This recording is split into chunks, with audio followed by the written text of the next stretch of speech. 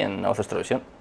Y con eso vamos ya con el análisis de esta tarde, que arranca y mirando a Francia. Zozobra en el país vecino ante la frágil situación política en Níger tras el golpe de estado militar de hace solo unos días. Este pasado fin de semana veíamos cómo los militares del país, el ejército, tomaba el poder en este país centroafricano, que es noticia y relevante por varias conexiones evidentes, históricas, sobre todo vínculos coloniales con Francia que se prolongaron hasta los años 60 del siglo pasado, pero también vinculaciones en materia económica, estrecha y ligada relación entre Francia y esta economía africana. La segunda mayor potencia europea no solo es el principal destino de las exportaciones nigerinas, según las cifras del Banco Mundial, sino que estas están particularmente concentradas en una materia prima fundamental para que Francia siga teniendo luz, el uranio, fundamental para la operación de sus centrales nucleares. La energía atómica es clave para Francia, ya lo hemos analizado varias veces por activa, por pasiva, en este programa, en Negocios Televisión. El uranio, la nuclear, cubre por sí sola cerca del 70% de la electricidad que consume todo el país cada año. Con estos elementos sobre la mesa, es más que comprensible esa zozobra de la que hablábamos, que ha provocado las autoridades francesas la peligrosa asonada contra el mandatario Mohamed Bazoum, en palabras del presidente Emmanuel Macron. De hecho, ha llegado a decir que el uranio, por supuesto, forma parte de toda esta ecuación de relaciones bilaterales. Níger tiene las cuartas mayores reservas de todo el mundo de este uranio en bruto, según las cifras del Organismo Internacional de la Energía Atómica y de la Agencia para la Energía Nuclear. Y es además el principal origen del uranio que consume la Unión Europea, por delante incluso de Kazajstán y, por supuesto, ahora con esto de las sanciones, de Rusia. Francia es a su vez el mayor importador europeo de esta materia prima, imprescindible, una vez tratada, una vez convertida en combustible atómico, para el funcionamiento de su vastísimo parque nuclear, el más grande de Europa. Desde el golpe de estado militar, el que se ha producido a lo largo de esta última semana, según la agencia Reuters, una avalancha de retórica antifrancesa, tanto en Níger como en el resto del Sahel, se ha abalanzado contra el gobierno de Macron.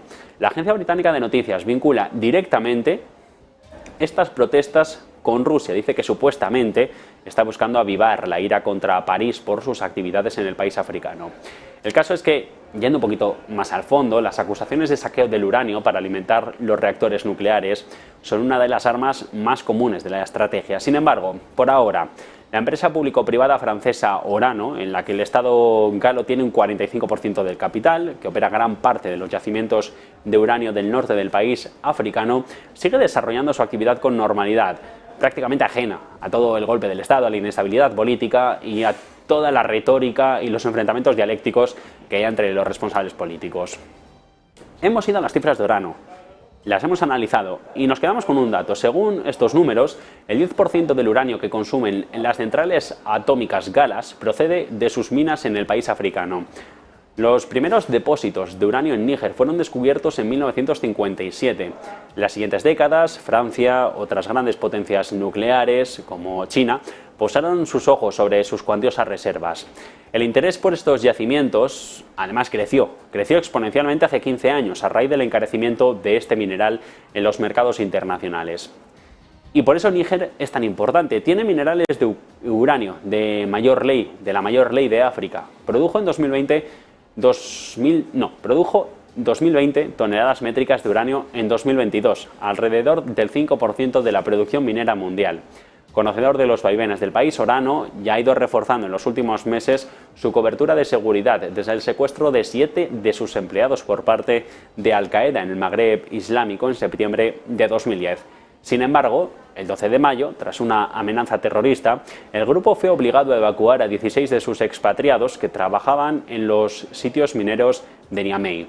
Oficialmente, a pesar de esta situación, la dirección de Orano sigue mostrando su determinación por permanecer en el país. De las 3 minas en las que el grupo es socio del gobierno local, la única que sigue en funcionamiento es la de Somer, que está llegando ahora al final de su vida, pero cuya explotación se ha extendido hacia 2040 por un acuerdo de gobierno. El caso es que Francia ahora vive una de las mayores olas de tensión, al menos tensión energética, de los últimos meses, por esta ruptura de las relaciones, un gobierno antifrancés que no quiere ahora ser, o al menos ser concebido internacionalmente como la cuna de explotación de uranio, para que Francia siga suministrando esta energía nuclear. Recordemos, el 70% de la electricidad que consumen los franceses cada año proviene de la nuclear, el uranio, la fuente de alimentación, y ahora estas reservas en peligro para París. Es este el contexto en el que los recursos de la Tierra se van acabando y en el que centramos la segunda de nuestras patas del análisis de esta tarde. La ciencia ya está buscando opciones fuera del planeta que sean más adecuadas que las actuales por explotación y porque todo lo que podía dar la Tierra prácticamente, según dicen los expertos, ya lo ha dado. Ahora son minerales hallados en asteroides como el oro y el hierro o el agua helada de la Luna los que centran el foco de atención. Lo más viable sería usar los recursos en el propio espacio. Esto permitiría desarrollar tecnología ultraterrestre para llegar más y más lejos.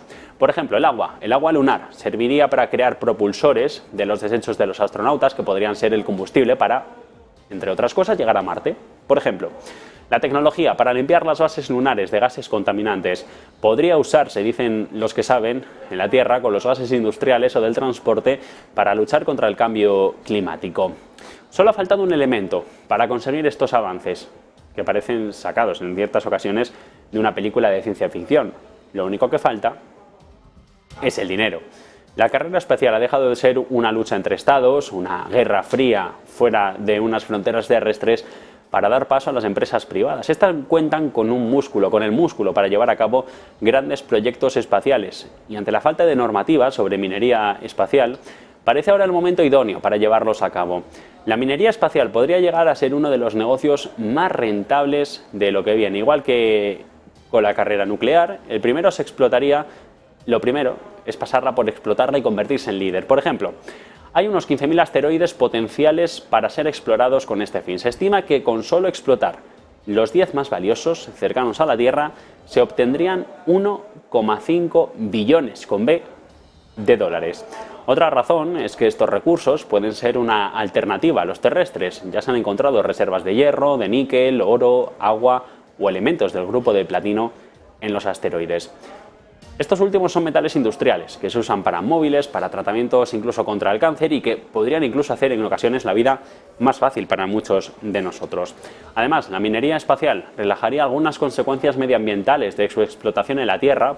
Por un lado, la tecnología, que reutiliza el dióxido de carbono marciano, y los residuos de los astronautas que pueden aplicarse en las industrias terrestres para combatir el cambio climático o para, a su vez, reutilizarse en misiones espaciales posteriores. Por otro lado, es también esencial explotar esos recursos porque permitiría no usar formas de extracción contaminantes en la Tierra. El mayor impedimento en algunas ocasiones es la gran inversión, las grandes barreras de entrada que suponen este tipo de negocios. Ir y volver del asteroide vale mucho más de lo que pueda obtenerse de él a corto plazo. Las investigaciones prometen encontrar ahora importantes recursos, pero pueden no dar los resultados deseados. Por lo tanto, el factor clave sigue siendo conseguir financiación. Otro punto negativo sería que la llegada de estos elementos podría devaluar el precio de las materias primas aquí en la Tierra, como ya han simulado incluso investigadores en Tel Aviv. Esto perjudicaría al sector minero relacionado con esta industria y a quienes compren como factores productivos a menor coste. En todo caso, aunque es hipotético, esta situación perjudicaría a los países en desarrollo que dependen de las exportaciones de dichos minerales. También podría dar lugar a monopolios de las empresas de minería espacial que encarecieron los precios. Por otra parte, los países no cooperan, no están cooperando, sino que compiten. La NASA, China, lideran esta carrera espacial por la búsqueda de recursos en la Luna. Ambas planean construir sus bases en el polo sur del satélite, donde se cree que hay toneladas y toneladas de agua que podríamos seguir usando nosotros mucho más allá de lo que lo hacen en otras ocasiones. Sus componentes, hidrógeno, oxígeno, podrían utilizarse como combustible también en ocasiones para reservas de aire. Esto permitiría desarrollar bases habitables, dar el paso a Marte, donde también se conocen grandes cantidades de hielo. Estados Unidos planea llegar antes que sus recursos sean Estados Unidos planea llegar antes, para que sus recursos sean propiedad internacional y no de uso exclusivo chino. La minería espacial tiene otro gran problema, que es la falta de regulación. La documentación legal internacional más relevante es el Tratado del Espacio, firmado en el 67, del que forman parte a día de hoy 113 estados, incluyendo Estados Unidos, Rusia o China, que aquí parece que todavía sí siguen cooperando.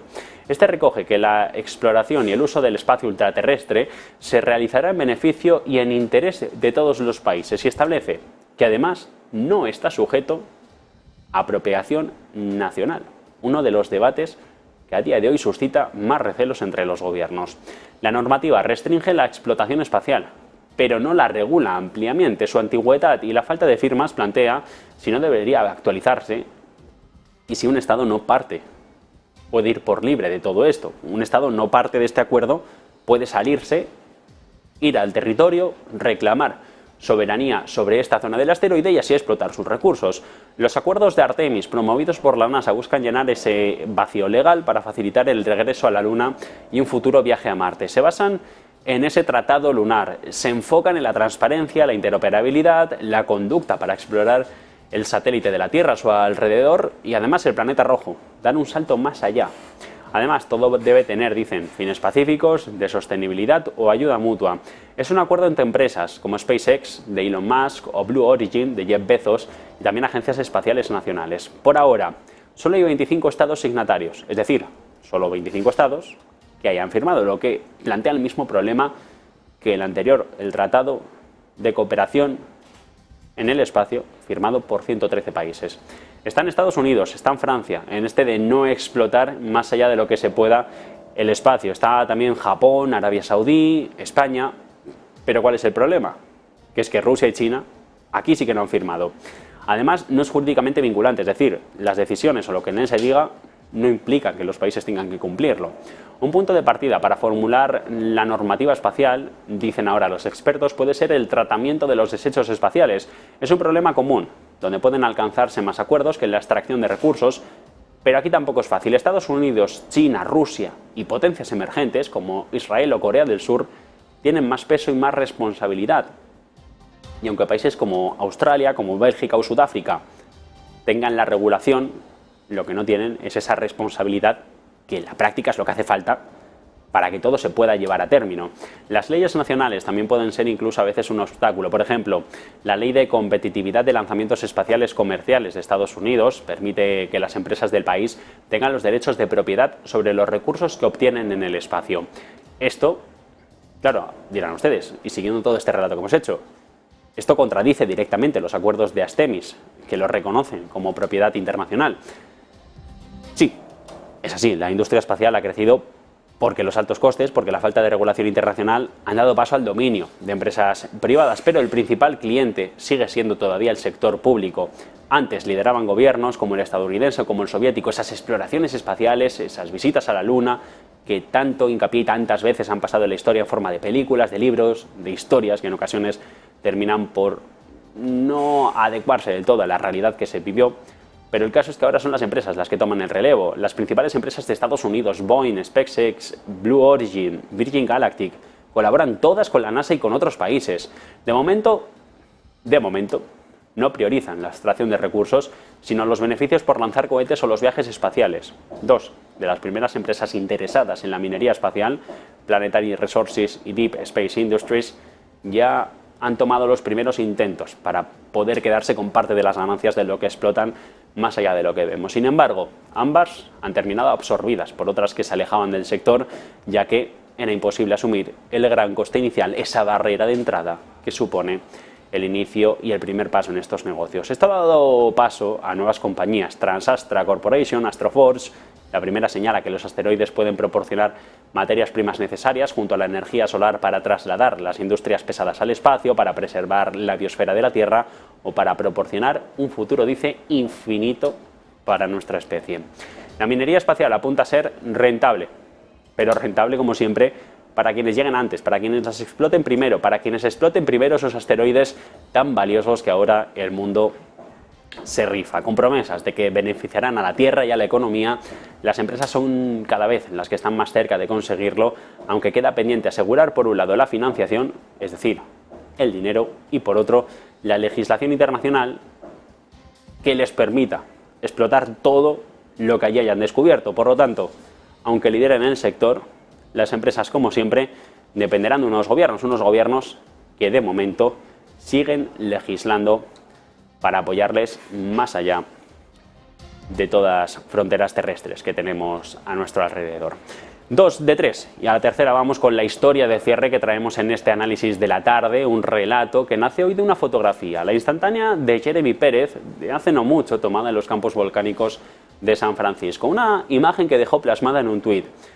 El caso es que este fotógrafo se encontró con un espectáculo fascinante sobre su cabeza, un resplandor rojo, fluorescente, lo están viendo ustedes en pantalla en ese extremo izquierdo, un resplandor rojo fluorescente, así lo describió él, que lo animó a desenfundar su cámara y a sacar unas cuantas instantáneas. El fenómeno no duró ni 20 minutos, pero le permitió volverse a casa con algunas imágenes fascinantes. Lo curioso es que lo que Pérez captó poco tenía que ver con auroras o con cualquier otro fenómeno natural. Lo que probablemente tenía bajo su cabeza, sobre el cielo, era un resultado bien distinto, era un boquete, y sí, un boquete abierto en lo alto de la atmósfera por Elon Musk. Ahí lo están viendo ustedes en pantalla. Es la fotografía que puso este fotógrafo en sus redes sociales, explicando cuál era el motivo de esta fotografía. Y el culpable del boquete de la atmósfera es Elon Musk. Vamos a explicarnos por qué es un asunto menor. Un lanzamiento que resultó exitoso, eso es en lo que resumen, que ocurrió hace unos días en California. Desde allí, desde la base de la Fuerza Espacial de Vandenberg, para ser más precisos, despegó el 19 de julio un cohete Falcon 9 que transportaba 15 satélites Starlink, esos con los que Elon Musk quiere llevar Internet a las zonas más recónditas del planeta. La operación se completó sobre las 9 de la noche, hora local, según los datos que recoge Space.com. Hasta ahí todo normal, nada que resellar. Lo realmente sorprendente llegó poco después, cuando a medida que el cohete ascendía por la atmósfera superior al cielo, mostró un fascinante espectáculo rojizo, el que han visto ustedes antes, similar a una aurora visible desde California e incluso algunas partes de Arizona. Un resplandor rojo fluorescente, así es como se ha descrito por quienes los vieron en aquel momento. ¿Pero qué era exactamente aquello? Ese boquete del que hemos hablado que provocó Elon Musk en la atmósfera. Bueno, probablemente la pregunta se ha preguntado a expertos, y la conclusión que han dado es que el efecto rojizo que se veía sobre sus cabezas lo había causado ese Falcon 9 de Elon Musk, el de Starlink. A medida que se elevaba, el Sol iluminó su columna de escape, dejó un fenómeno curioso. El brillo rojizo lo que indicaba era un agujero en la ionosfera. ¿Cuál es la razón de este fenómeno? Bueno, es un fenómeno estudiado en la física. Cuando los cohetes queman combustible de entre unos 200 o 300 kilómetros por encima de la superficie terrestre, ese resplandor rojo aparece cuando las fases de escape de la segunda etapa del cohete hacen que la ionosfera se recombine rápidamente. Para entendernos, lo que hace ese combustible al quemarse a tanta velocidad es separar las partículas del aire, dejar ese espacio abierto, y a medida que avanza dispersa por un lado el agua y por el otro el dióxido de carbono de la capa de la atmósfera, lo que reduce esa, digamos, unidad en cuanto a la atmósfera. Hasta en un 70% lo hace. Una serie de reacciones de oxígeno y gases de escape producen este efecto que recuerda en ocasiones a las auroras, pero que no es la primera vez que sucede.